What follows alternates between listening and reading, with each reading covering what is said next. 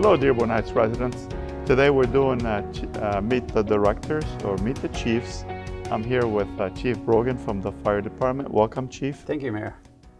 So today we're going to talk about you, Chief.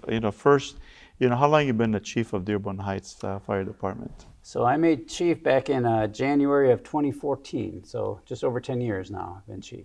How long you been with the Dearborn Heights Fire Department? I started in February of 1992, so yeah, it's been 32 years. Wow. Yeah, that's a long time. That's a long time with the city. Yeah, it went by pretty fast, I have to say.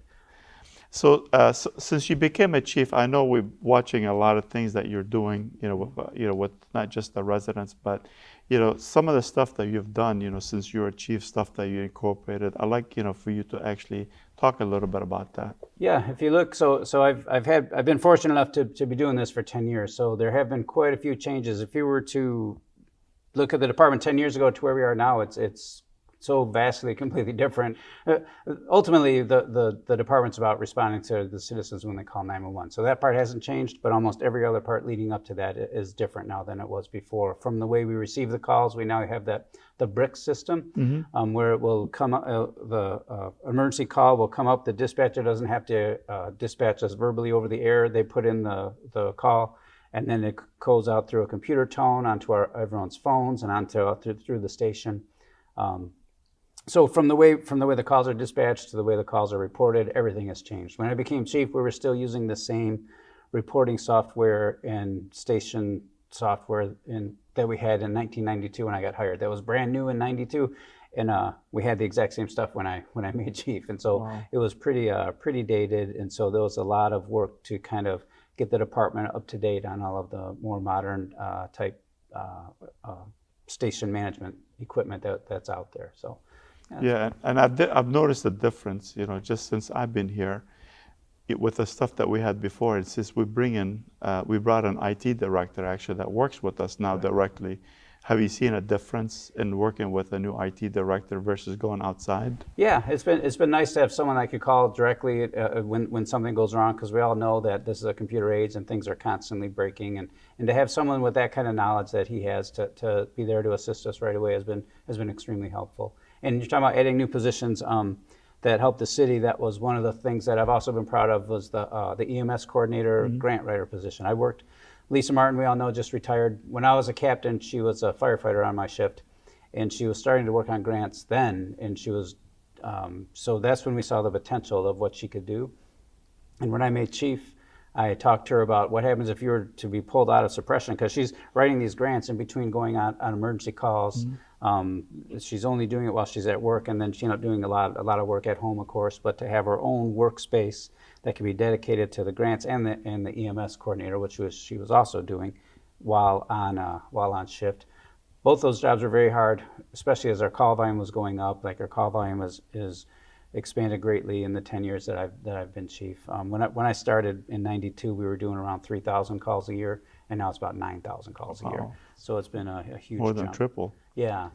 And so to take, I spoke to the administration and I said that I think it would be a great idea to move her into a 40-hour position, which most departments have an EMS coordinator, but she could also be in this position to work on her grants.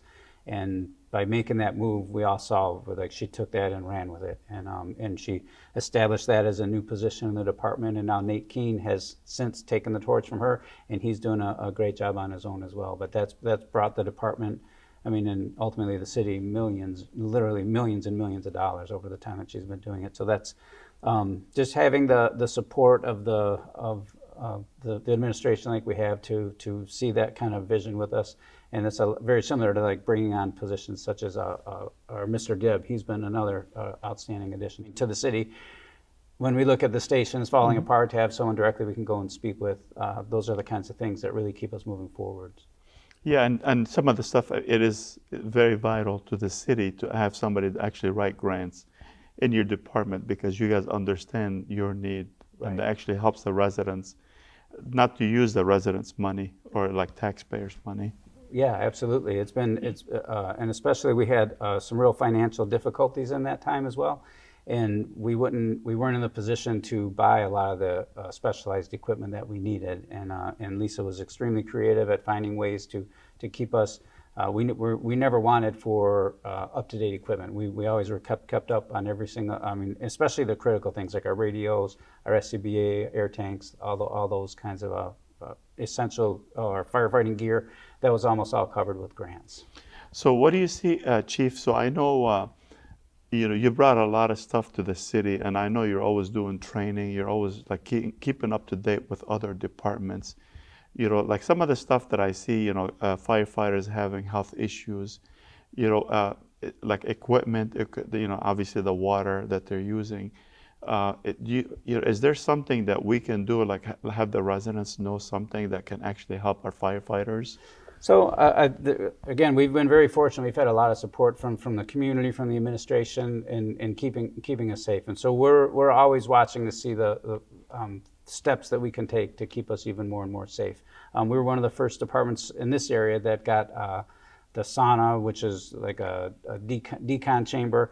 And so after a fire, it used to be when you have a fire, a real smoky, dirty fire, you'd be blowing your nose and have black stuff in your for a few days afterwards, and you can still smell it. And it's just in your skin.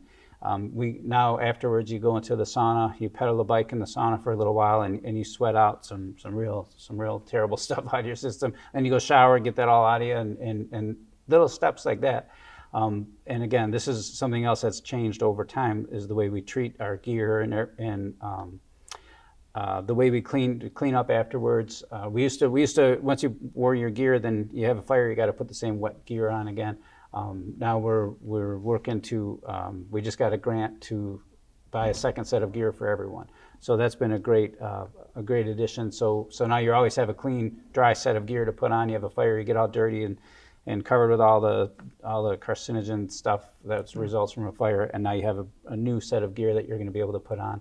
And while the other ones, we have huge extractors where we can wash them up.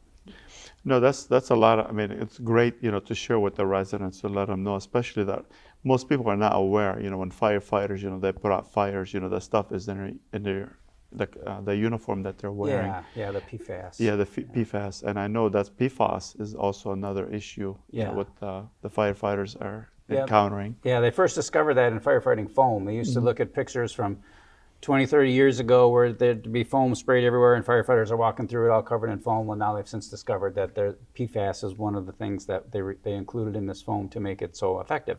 So we no longer have that style foam that has the PFAS. We have now the airport does still have some, but they only use it in very limited capacities, and they're working to develop better foam without the PFAS in it. But they've also found PFAS in our gear, but PFAS is in almost everything now. We're finding it everywhere, and but we certainly are trying to develop gear. We being the fire service, and that's something else I've had the opportunity to work with. I've been president of the Southeast Michigan Chiefs Association. I'm still on the executive board of Western Wayne Chiefs. And when you're in those bigger groups, we've had the opportunity to go to the state to talk to legislators, gone to Washington, D.C. to meet with federal people. And we're talking about things like that, where we're dealing with manufacturers to try to make this job safe as we can for the men and women that are doing it. Well, thank you, Chief. I appreciate it. And thank you for all the hard work you're doing for our residents, and also the great team that you have in place, and whatever training that you have, to make sure that our fighters are up to speed. So thank you so much. I appreciate you, and I appreciate your team. Thanks for being here with us today. Well, thank you. Thank you very much. Thank you. And thank you for all our residents, and look forward to doing the next Meet the Directors. You have a great day.